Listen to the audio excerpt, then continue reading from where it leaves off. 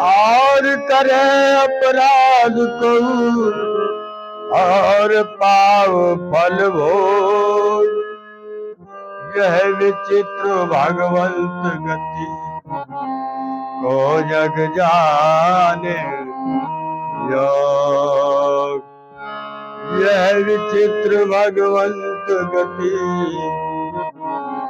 को जग जाने योग। यानी अपराध तो किसी और ने किया और फल कोई और भोग रहा।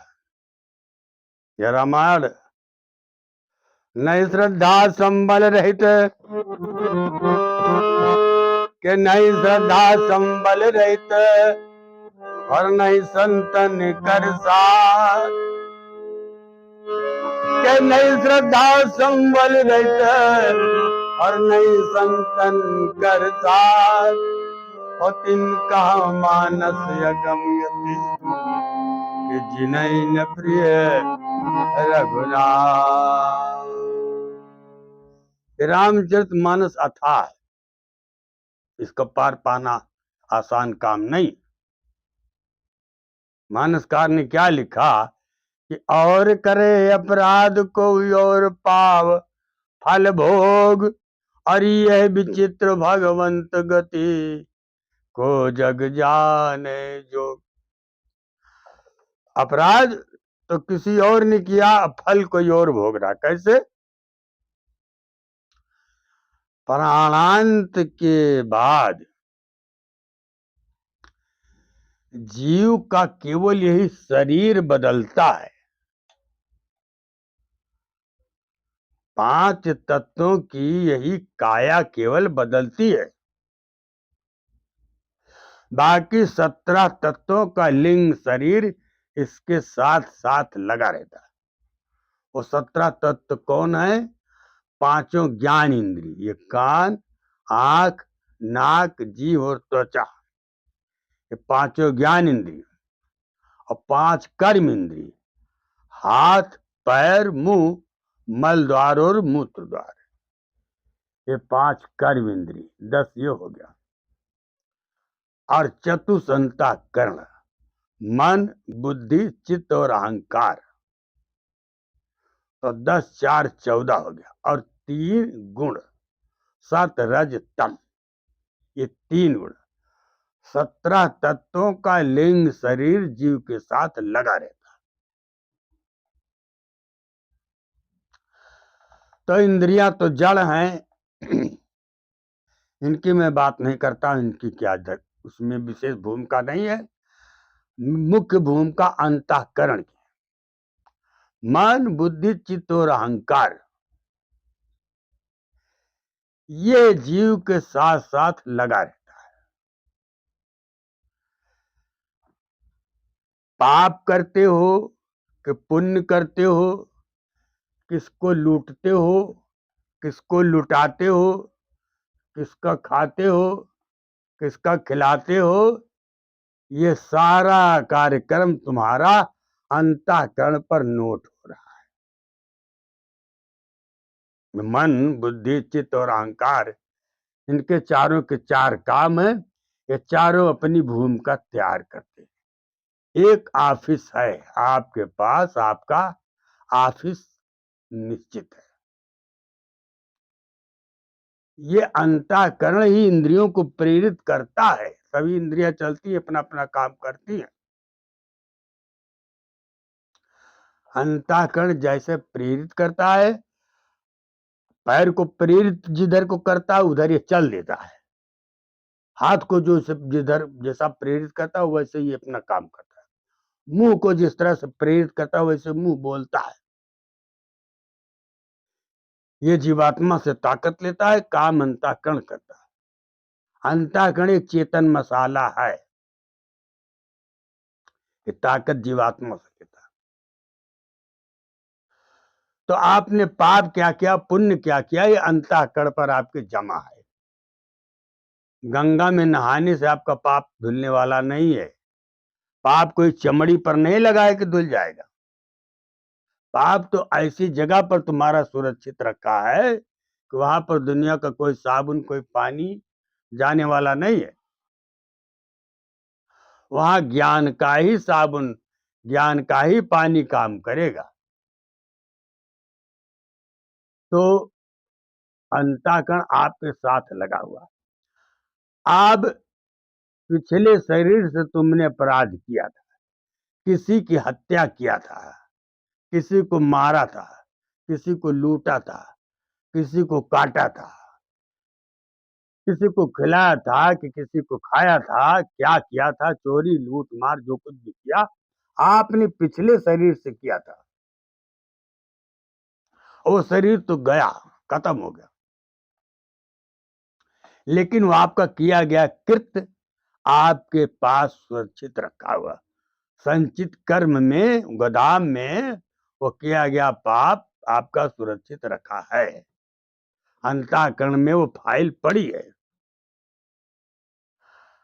अब ये जीव चलते चलते वो मनुष्य शरीर छोड़ा, फिर जमपुरी गया, नरकों में भोग किया, और नरकों में भोग करने के बाद फिर 84 लाख योनियों में गया।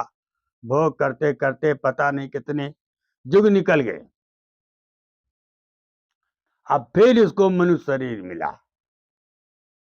तो जब फिर इसको जब मनुष्य शरीर मिला तो किया गया जो संचित कर्म है वो इसके साथ लगा हुआ है।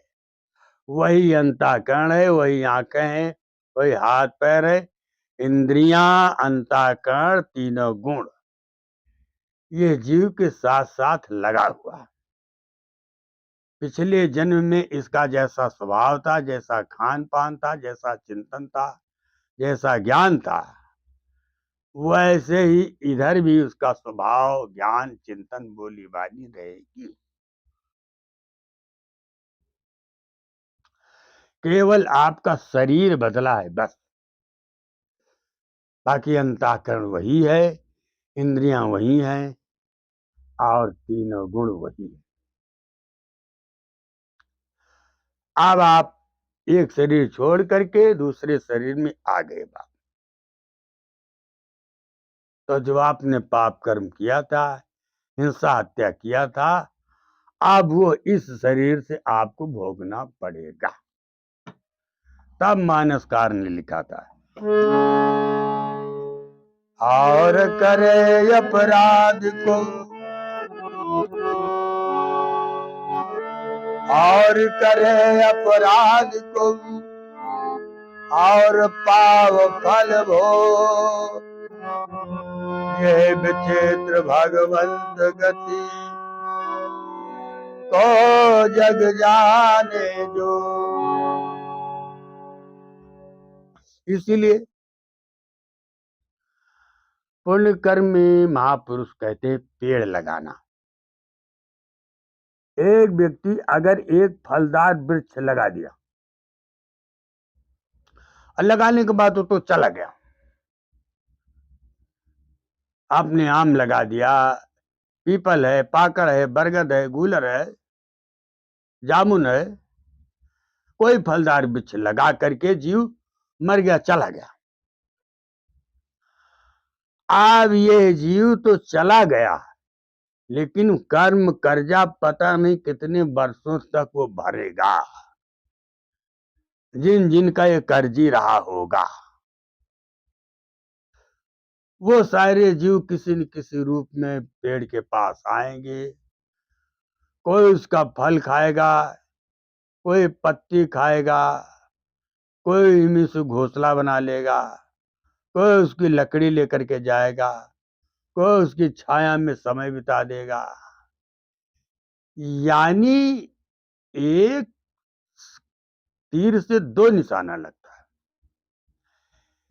एक तो वो पेड़ जो है वो 84 लाख योनियों में चला, स्थावर खान में चला, पेड़ बन करके खड़ा है, तो वो जिसका कर्जी है उसका खड़े खड़े हिसाब दे रहा। और दूसरा जिसने इस पेड़ को लगाया है, सींचा है, तैयार कर लिया है, उसका भी कर्म कर्जा हिसाब बेबाक हो रहा है।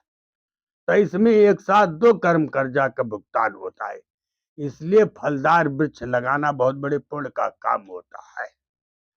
पता नहीं कितने लोग इसमें फल खाएंगे, कितने पशु, कितने पक्षी उसका लाभ लेंगे। तो जीव तो पेड़ लगा करके चला गया।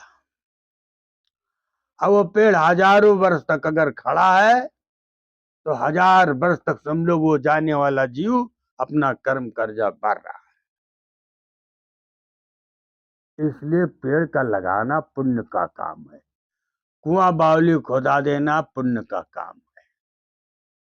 कुआं खुदाने वाले ने खुदा दिया और कुआं खुदवा करके वो तो चला गया। अब उस कुएं से पता नहीं कितने लोग पता नहीं कितने दिन तक पानी पिएंगे, उससे उस जीवात्मा को पुण्य मिलेगा। तो इस तरह से महापुरुषों ने इसको पुण्य कर्म कहा है।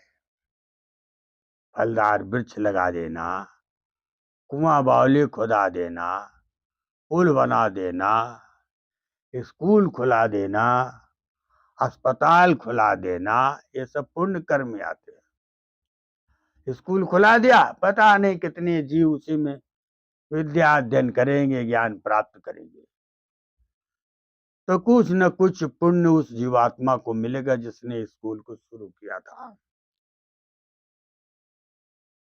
तो इसलिए संतों ने इसको पुण्य कर्म कहा है। लेकिन अफसोस इस बात की है ये ज्ञानी जीव समझ नहीं पाता है कि पुण्य कर्म बड़ी आसानी से किया जाता है। ऐसे देखिए, अब लोग दिन भर में पता नहीं कितने जीवों की हत्या करते हैं। राह चलते कोई चूटी मर गया, कोई चूटा मर गया। आपके घर में लकड़ी जल रही, कंडी जल रही, उसमें पता नहीं कीड़े मकोड़े कितने जल के मर जाते हैं। एक किसान खेती कर रहा है और उसमें हल चला रहा है, पता नहीं कितने कीड़े मकोड़े दब के मर जाते हैं।